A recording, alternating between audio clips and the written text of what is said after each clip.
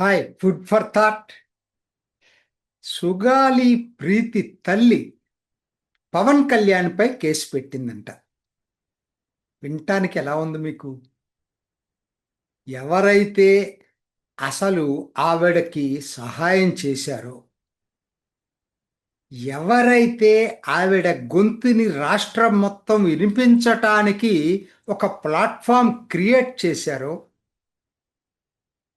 ప్రజల్లోకి విస్తృతంగా సుగాలి ప్రీతి కేసుని ఎవరైతే తీసుకెళ్లారో అదే వ్యక్తి మీద ఆ సుగాలి ప్రీతి తల్లి కేసు పెట్టింది.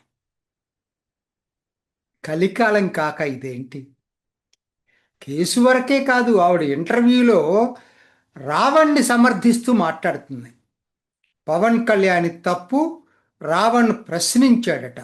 అంటే బూతులు తిట్టడం ప్రశ్నించటం కింద లెక్క.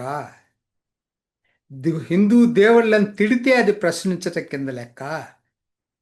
ఇంకొకరి మత విశ్వాసాల్ని హట్టు చేసే అధికారం అతనికి ఎక్కడుంది?